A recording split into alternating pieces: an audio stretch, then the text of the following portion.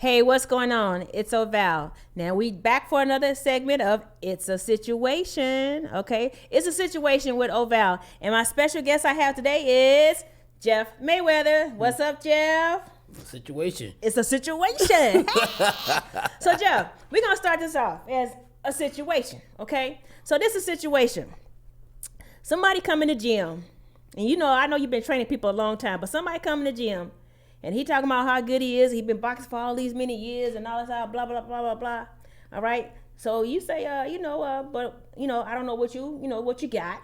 So, let me check you out for a minute, come back, next week or something. And he said, no, I'm ready to do it now. I'm ready to do it now. You say, okay, hold up. Okay. I'm go ahead and spot with him. You let him in there and he get knocked out in 10 seconds. 10 seconds.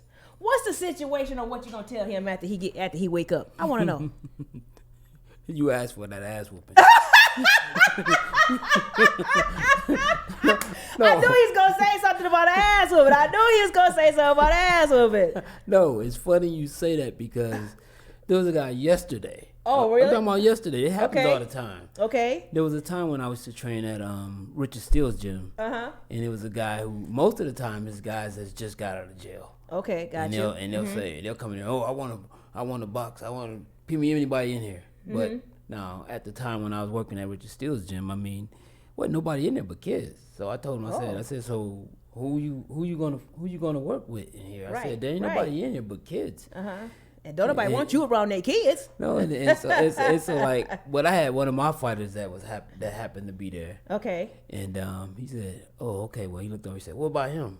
I said, he picking people. Nah, he picked people, but no, I didn't allow it to happen because my fighter would have killed him. I know it. Oh shoot! So, I know you know that what your fighter capable of. And so I told him, I said, I'll tell you what. I said, I'll work with you. And so I worked with him. I just played with him, and at least he felt good about himself. Right. Afterwards, because I didn't try to kill him. I didn't seen you play with a lot of people. Okay, I want you to explain, because I can't say all his accolades because Jeff did so much. I mean, I know him friend-wise, so, I know that friend, you know what I'm saying? I even tried to tease him before. I said, Jeff, take me in the gym, He said, for what? I was like, so you can work me out so I can lose some weight. He's like, you can lose weight on your own. You don't need to go to the gym and try to act like you boxing and get your head knocked out. So I was like, okay, I'm going to pretend like I'm going there and fighting, but I was really trying to lose some weight, you know what I'm saying? But he wouldn't let me come in. He's like, no, you my friend. I can't let you get hurt like that. So, I don't want that. So anyway, Jeff, you'll be old stupid. I know, okay. And don't let him fool you. Don't let him fool you. Now I might be the comedian that you know, but this is a comedian right here too. Okay, this is a comedian right here too. I'm gonna say that when I first started comedy, Jeff was one of my friends that influenced me to do it. But he was like telling me, "Hey, Val, you have to toughen up." Because it ain't going to be all easy. It's a hard organization to get in, especially as a female. But you can't wear your feelings on your sleeve. You know what I'm saying? You're going to have to toughen up. You're going to do this. So I would give Jeff some jokes, too. And he would tell me, yay or nay, and then work back with that, work with that. And I was like, but I know I couldn't knock him out, so I just play it off. But, Jeff, I really appreciate you influencing me to go ahead and start comedy. You've always supported me from day one. Not just as my friend, but you supported me in the business mind of it and helped me get into the business aspect of, take it serious. If you ain't gonna take it serious, leave it alone. And I was like, dang, yes. Well, he acted like I'm going in the boxing ring. You know what I'm saying? It's the same. You did. You treated it like the same. Yeah. That's why I appreciate my first show that I had ever put on, that you introduced me to the show. And that was true. I did go to Jeff and I said, hey, Jeff, teach me how to knock him out in the ring. He's like, I know how to teach you how to knock him out in the ring as far as fighting, but I don't know how to teach you how to knock him out in the ring as far as jokes. Just give it your best shot and the shit better be funny. Remember you told me that? Yeah. He's like, if it's not funny, I'm going to sure tell your ass too. So, Jeff is the type of friend that if you want to know the honest opinion of, yeah, I keep it real. He keep it 1,000, okay? I'm like, you know what, Jeff? You could lie to me sometime or save my feelings, He was like, that ain't me. That just ain't me. That just ain't me. But Jeff, you've been in boxing for probably all your life. What you been up to besides training folks? Tell us how you got there. Well, you was boxing too. I remember actually, you boxed. People don't really realize this is that me myself, I never cared about boxing. Really? Really, I never did. But you were good at it though. No, I was good at it. I even became world champion at it. But the thing is that only happened because I used to follow my brother around everywhere he went. I mean, so. Now, did all y'all fight? Did all y'all like fight? Because, you know, when it's a big family, everybody got to fight each other. And all y'all can fight. So I'm thinking that y'all always fighting each other. That's why all y'all can fight. No, we hardly ever fought each other. Oh, well, y'all all can fight. I was wondering. No, the one thing is this, is that me and my brother Roger, we went everywhere together. I don't care. Every single day, he goes somewhere, I go somewhere. I mean, I almost drowned just following him because we went and got into a swimming pool. Like, you know how you have these swimming pools and it's open to the public, but it's just a little fence that you have to climb over. Right. And so we climbed over the fence. Uh-oh. I really didn't even know how to swim. Okay. He went and jumped off the high dive. I went and jumped off the high dive too. Oh my God. Oh my God. You was following him all right. You was following him. So God just had to be looking over me because I never even tried to swim or anything. I just followed him and next thing I know, I just started doing this, and next thing I know, I was moving. My body was moving, so I made it back to where I was at, where I started at. So I was happy. I was happy with that. I knew after that I wasn't going to jump in the water. So you jumped in the water, then you noticed that, you know what, I'm here, but goddamn, I remember I can't swim. Right, I can't swim. Right, I made a mistake. I did something like that. I knew how to swim a little bit. I didn't know how to tread water. That's before when we moved, we had a pool put in our backyard. So my mom made all of us learn how to swim. My mom made all of us learn how to swim because she didn't know how to swim. She was like, I can't save y'all, so y'all need to know how to swim. But before I knew how to swim, I just knew a little bit about swimming because I took that at school. So I was swimming, in the low part, in 3 foot. But somehow I went further than I thought was. I stopped. When I stopped, I looked, the water was on top of my head. I'm like, oh my God, right? So I'm still trying to hold my breath. So I'm walking on the bottom of the pool to the edge, trying to get to the edge. It's like it was forever for me to get there. My brother coming, he pulled me to the edge and then pulled me up. And what are you doing over here? I said, I don't know. Because I didn't plan on being there, but I was like, woo, you saved my life. You saved my life. Because, all the adults and stuff was out there, but they weren't paying no attention to what I was doing. I could have been down there floating or whatever. Then nobody wouldn't even know, No, that's true. So I know better next time. I know I swim with my eyes closed, like that looked too far. Okay, until I learned how to swim. When I learned how to swim, I still to this day do not like swimming. Even though we had a pool in the back, we had to learn. But my grandfather drowned in Lake Mead here in Las Vegas, in Lake Mead out here fishing. Oh, sorry to hear that. His boat turned over, and Leonard Thor, his boat turned over, and they drowned out there. Him and his friends out there fishing, and so I just hate the lake. Period. Right. I just don't do the lake. Period. And plus, black girls don't like to get their hair wet. Okay, anyway, so yes, we know about that. We know about that for sure. So Jeff, let's go back to when I first told you that I wanted to do comedy. What did you think of it really? Because I know you're gonna keep it real with me. I know what you told me, but I'm finna see what you say. No, the first thing I said that as a woman comedian, you're gonna have to say something sexual. You're gonna have to kind of sometimes even downplay yourself. Okay. As a woman. And then and then of course then you have to, I think that you have to also, bring in a man and also in a sense belittle that man. To get laughter. I mean from the audience. How do you? You've seen that happen with me and everything else. Do you think I do a good job of that, or what? Because I took your advice on several times. I took your advice on that. How did I do on that? No. I thought you did. I thought you did great because I remember distinctly you was talking about a man and of course and sex and that he didn't have enough to satisfy you. Oh, everybody always talk about me for that. But I'm gonna say something about that. Don't get me wrong. Talk about that. No, but don't get me wrong. That's what captivates the audience. You're absolutely right. You're absolutely right. For a woman, because don't get me wrong. It's a hard industry. Yeah. For a woman.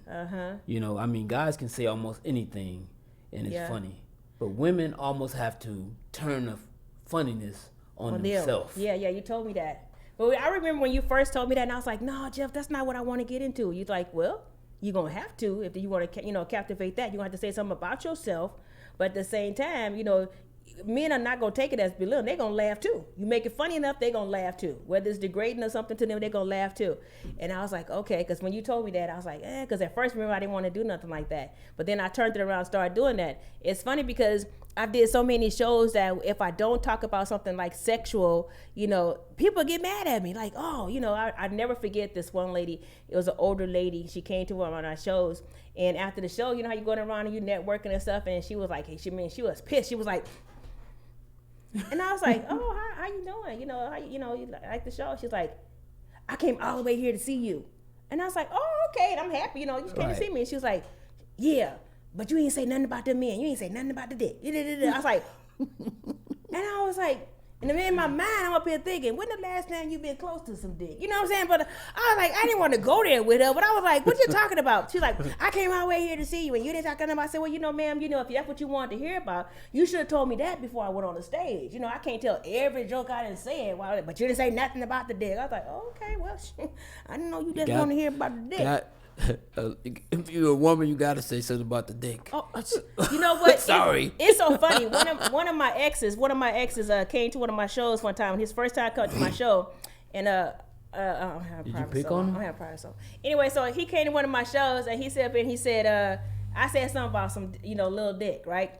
And it's so funny. He said after the show, he comes to me. He goes, I see you still don't like little dick, huh?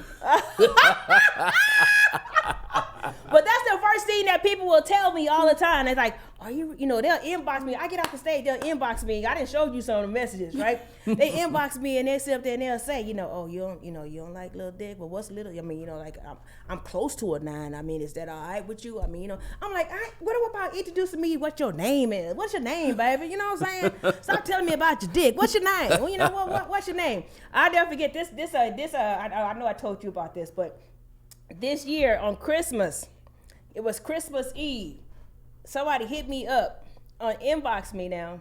And he only met this person one time. He inboxed me. He asked me, could I come through? I'm like, why would you ask me to come over here? I ain't never been on your house. And I said, I told you, you're too young for me. You know, he's like, I'm not too young for you. And I said, he's like, give it a shot. I'm like, no, I don't want to give it a shot. You know, you're too young for me. You know.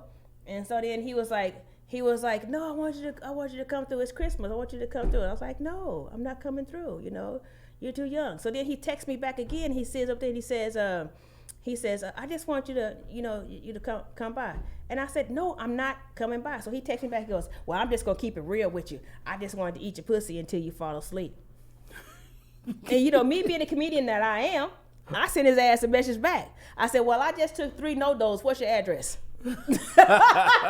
It's gonna be a long motherfucking night. What's your address? You know what I'm saying? He didn't answer that one. He had nerves to tell me, well, he got to clean up first. You didn't clean up that, you know. Don't put your foot in your mouth, you know.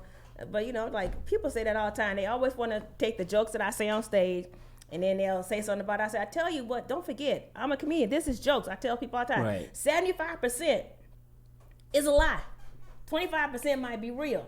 I might take one dick experience and make 6 jokes out of it. You know what I'm saying? Because I'm not saying no name. I'm just saying this dude, this ex. You know what I'm saying? But it's funny because, like you said, that keeps people interest.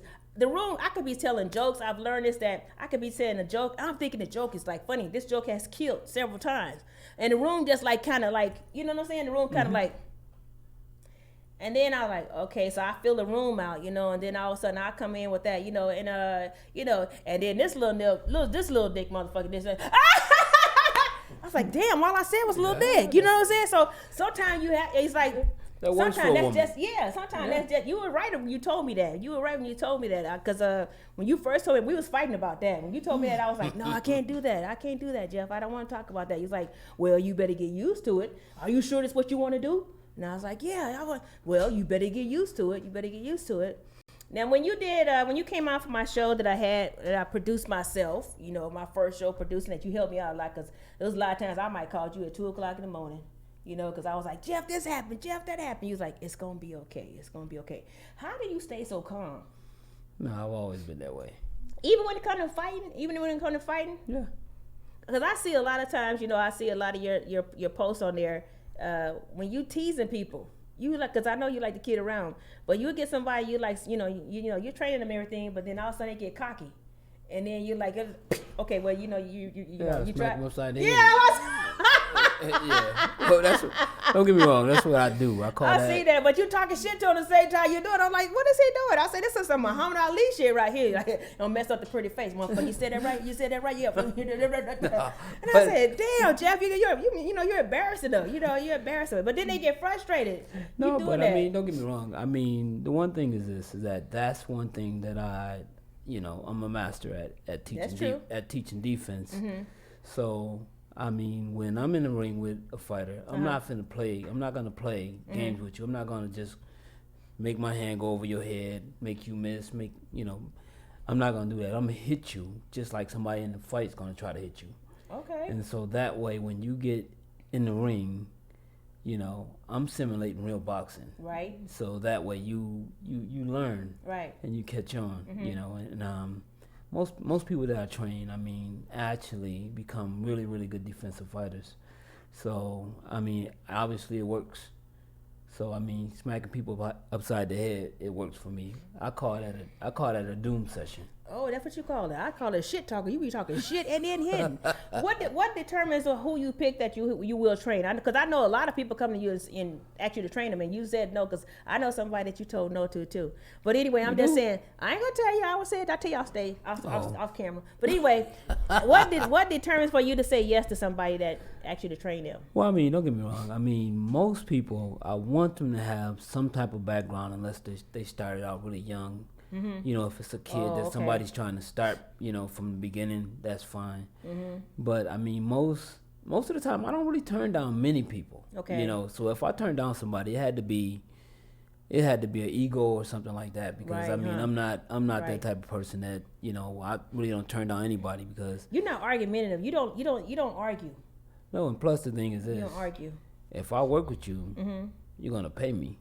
Yeah. So I'm not gonna turn down too many people. Okay. So, well, if they paying you, but they trying to talk shit and tell you what you should be telling them. No, if that happens, see, you gonna lead. I know you. Yeah, you're gonna lead them. I don't care how much money they paying. You gonna lead them. No, you gotta go. I knew it. You gotta go. I mean, I don't play that. I mean, one thing with me is that, as far as me being a trainer, I'm a lot more than just a trainer. I'm not like the average trainer. I mean, if you have a problem, with your relationship, whatever's going on in your life.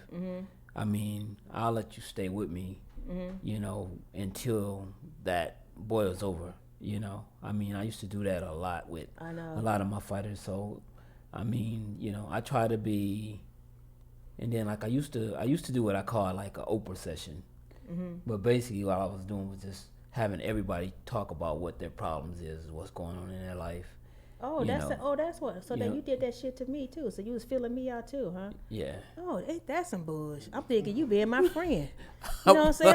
I think you just want to. I told him one time we was having a conversation over his house, and I'm telling him, and he did trick me into that because I started going all into this and all into that, and then I told him I thought about it. I go, wait a minute, we were supposed to be talking about the comedy show. So I said, wait a minute, I feel like this some Dr. Phil shit. I'm finna go. What is you doing? Shit, I'm sitting on the couch telling you all my damn business, okay? But anyway, you just have that personality about yourself that you can get people to open up, and that's why I think that you're such a good trainer because you have a way of getting inside of people's feelings, not just what they can physically do. You got a way of getting inside of there to help them think they can do more than what they probably can do. But because at the time you did tell me I can do more than I thought I could do. I mean, I'm happy where I am today, and I'm striving because I ain't where I want to be, because I ain't where I'm going to end up being, because I'm still on there. But what did you think about, I don't know, you've seen so many of my shows, but what did you think about like the first show that you see me in? Like I said, I thought the show was great. I mean, because like I said, the one thing that I saw was the fact that, I mean, you captivated the crowd actually when you first came out, so they was ready. And once you got a crowd that's ready, right, and ready to roar, you better come out with something that's going, give them some satisfaction. Right. And I think right. you did a great job because everybody was happy. It looked like to me, and Yeah, everybody was applauding. So and you already know all the hair pulling out I was going through before I finally got to that moment. You know, all the hair pulling I was going through, but just to finally get to, be successful to finish that, I was so happy to finally get to finish it. Just to finish that and be happy with what I did, because everybody came to me and it's like they was like, oh man, I didn't know you could do that. Oh man, that was good. It's good. You know how some people think. Like just like when it comes to a fight, even though a boxer may win, but when everybody's like, "Oh, you did this, you did that," it's amazing when people think you did a better job than what you think you done. Right. You know what I'm saying? So I was you like, feel appreciated. Right. I mean, you think like, "Oh, I did a good job," but when people think like you did an excellent job, you're like, "Oh, wow," But that don't slow me down from doing better even the next time, which I'm pretty sure I know you, even though you get a boxer that you didn't train and win, you probably say, okay, that's just one down. You still got to work your ass off for the next one. Yep, right? definitely. Yeah. I mean, don't get me wrong. I have a kid. I have a kid that I've been training since he was 9 years old. Okay. And since then we've kind of part ways, but still I help him, and I still, every once in a while I'm still in his corner. Okay. And so, and it's funny because he still wants to please me more than he wants to please anyone else. All right. And which is cool, because I know that means that he's working hard and that he's, he's striving to try to be the best fighter that he can be. Right. And since that time, his last 3 fights have all ended in knockouts. So wow. I'm kind of proud of him. And wow. He's a kid that I thought at the age of 21 should have already been world champion. Wow, really? He was that talented. Wow, okay. And it seemed like at some point in time, I don't know if it was from injuries and plus the fact that, new trainers coming in and everything, but it was trainers that I appointed. Oh, okay, gotcha. But still, he wasn't progressing, moving forward. And then like when he brought me back, I just told him, I said, you already know how to fight. You already know. What if you get somebody that's, have you ever got somebody where you feel that are they still trainable, even though when you see how talented they are already? Do you feel like, they're still trainable, Some people are. I mean, don't get me wrong. I mean, the one thing is that especially when it comes to boxing, of course, the Mayweather name already resonates. So, right. I mean, there's a lot of people, I don't even care if they're established, still want to train with a Mayweather. Right. And so that in that sense it's not so hard, because a person want to know, they want to wait and see what I'm going to teach them, and so as opposed to all the things that they already learned. Oh, okay. So I mean, I've never had that problem. I mean, I've trained I've trained 8 world champions. So wow, so wow. I mean, I seen you train a couple times with women. How do you go about when you train a woman? Do you feel differently about training a woman as to be a boxer? No. I mean, really? I might just not smack them as much. Okay. As I smack guys. Will you feel guilty? Will you feel guilty if you? Because I ain't seen you whack them upside the head. But no, I won't feel guilty because I won't feel guilty. Once they come in the ring with you, it's fair game, huh? Yeah, because oh man, I'm glad I ain't going to ring. I know I ain't going to jail for it. Dang, I know you let me put your belt on. I put that belt on at your house. I'm like, oh, this thing is heavy. It don't look like it's that heavy on TV, but then you put that dang belt on. That thing was heavy. It's a heavy belt. I couldn't even hold it with one hand. I was like trying to hold it with 2. Like, oh shoot, this thing is heavy. It looked like it's so light on TV, but it's really not. The belts are just really heavy. I mean, but it's just interesting watching. You do a lot of traveling. You gone all the time. Where are you at in Vegas that where people want to look you up for the train? That where are you at? They can contact you. I mean, they can contact me on social media. Okay. If they want to just come down to a session or something, and or even need a trainer. And basically, I have a good friend of mine, a business partner of mine that I've known for probably about 16 years. Okay. And it's the funniest thing is that how we became partners. Wow. He was an internet troll. Oh, he was? Yeah. And he used to get on the internet and troll. Talk trash to me all the time. Oh, okay. And he never even met me. Okay. So you know how you can be brave as you want to be behind that internet. Right. And so basically, it's so funny because this is what I told him. I said, look, I said you can talk all you want to. You know, on this internet, but I said when I see you, you're not gonna say a damn thing. And that's exactly what happened. Well, he had to say some crazy stuff for you to say that, because I know for a fact, you've been my friend a long time. You are very laid back. It take a lot to push you to say some stuff like that. You'll talk shit, but not that when you really mean it. It took a lot to get you on that street. And it's true. And you know what the funniest part is this? What? He was with a guy that was very loud and vocal. Oh. And it wasn't him.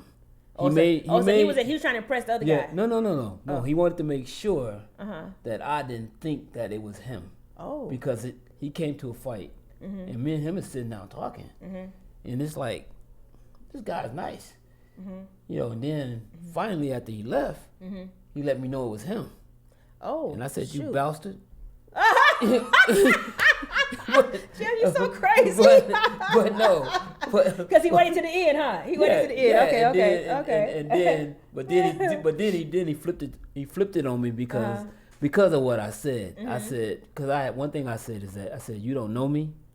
I said, so don't try to judge me. Right. I said, maybe 10 years from now, me and you will be laughing about this. Right. And so, but right now, for them whoop your ass. Yeah, I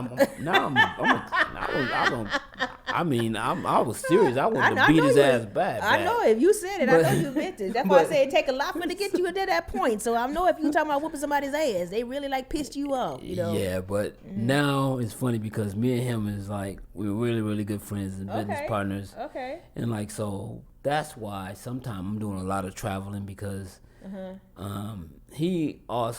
What he does is he go out and get guys from other countries. Okay. And sometimes they come out here and sometimes I go out there. But I'm probably one of the most busiest trainers there is when it comes to traveling. I've been saying, because sometimes I'll send you a message and stuff, and you was like, well, I'm like, what you doing? What's wrong? Why take it so long to answer me back? It's 1 o'clock. You're like, it's 2 o'clock in the morning here. I'm like, dang, where you at? You be all over the place. I'll be like, dang, your passport is like full. I'm like, yeah, shoot. I lost it.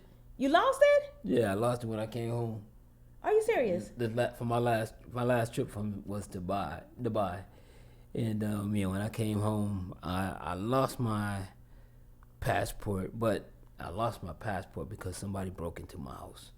They broke into my house. That's because you ain't never there. So too many people watching you. They're watching you. They don't even know where I live. I'm saying they have to be watching you to see that. When they see that, nobody open the door over there. You be gone all the time. Oh, okay. I'm gonna have somebody open the door next time. Yeah, open the door or something, because you gone so much. You know what I'm saying? Yeah, that's true. Or somebody is watching. Nothing is in front of your door, right? Okay, because I'm gonna say, because you know how people do advertising stuff and they leave it in front of your door, and then people see paper build up. You know what I'm saying? Then they're like, oh, nobody been there. So but probably because you gone so much. I'm getting a camera though. You are? Yeah, I'm getting a camera. Oh, well, that's so the best. Whoever did it, get the Ring camera. It's cheaper and it tells you everything you need to know. Ring is good. Okay, I'm gonna get a Ring. Whoever out there stole my stuff. Oh, they stole a lot of stuff too? They stole a bunch of phones. They stole my phones, my computers, and what else? My Xbox, and about $50. Oh, they ain't find all the good money. Nah, they ain't find no stash. They ain't find the stash. Because the stash always in my pocket or the bank. you go to my house all day, every day, and you still ain't gonna never find that. You never gonna find no stash. You know what? I believe I believe it's somebody that you knew. You know why? Because everybody that really knows you know how you going all the time, and for them to come and know that you was gone, you know what I'm saying? Because ain't nobody. Come on now, please. I don't even care if you don't have no gun. Ain't nobody gonna just walk into Jeff Mayweather's house and just say I'm gonna come to rob him, because they know they're gonna get their ass whooped. They face to face, head up. They know they're gonna get their ass whooped. So they had to know that you were gone. Simple as that. So it was one of them trolls. Too. It was one of them little networking trolls that knew that he was out of town. You better stop stealing that man's shit. Get that man his shit back. Stop holding that man's stuff. Get your own. Stay in your own lane and get your own shit. Okay. Yeah, it's too late now.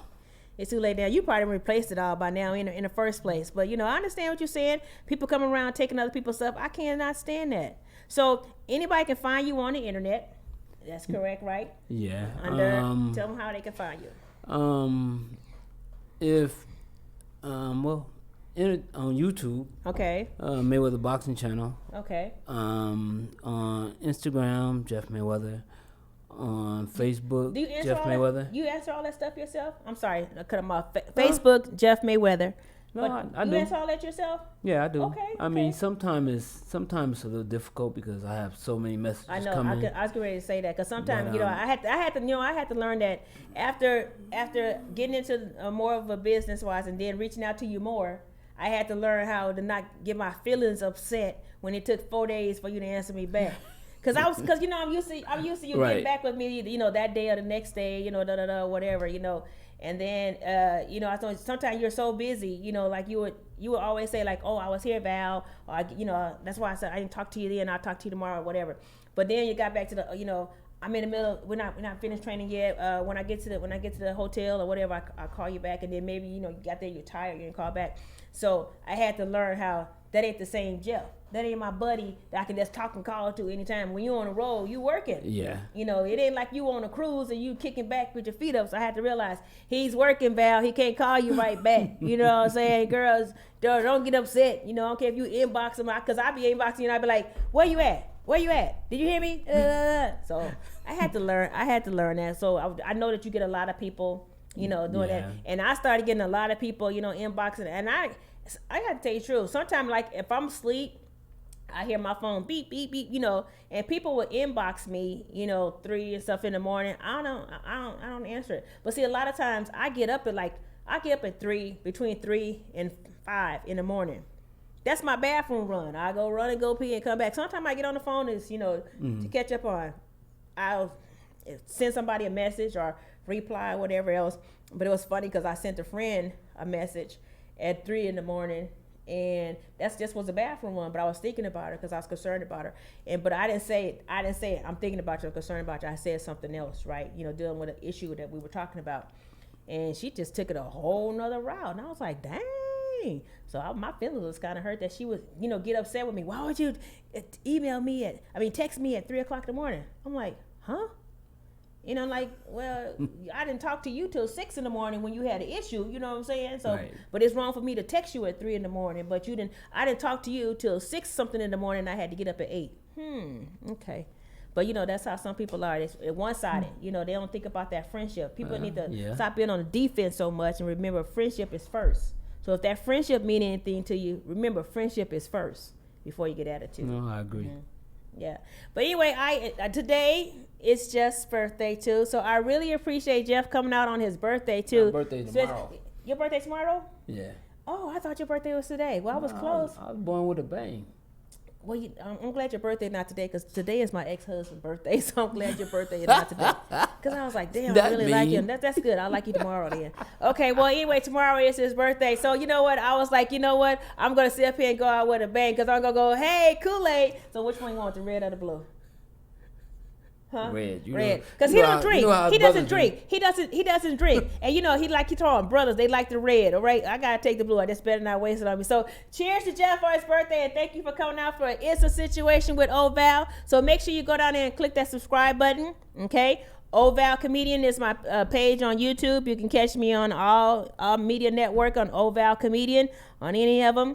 Okay. If you got something crazy to say, keep it to yourself. Okay, because I really don't want to hear it. But if you got a comment or anything you want to say, you can go down to the bottom and make a comment. Make sure you hit that subscribe button. Hit subscribe, share, subscribe, okay? It don't cost you nothing. Hit that button, okay? All right, so this is the situation for today. We had Jeff explaining to us what it takes to be a good boxer and what it takes to be a good trainer. And guess what? He going to still train me. Because I'm in training now, because he's training me how to get here and have a little patience. So I appreciate them, because I love him for that. That's my friend. So anyway, check me out again. Make sure you subscribe to my page. Don't forget, Oval Comedian, and It's a Situation.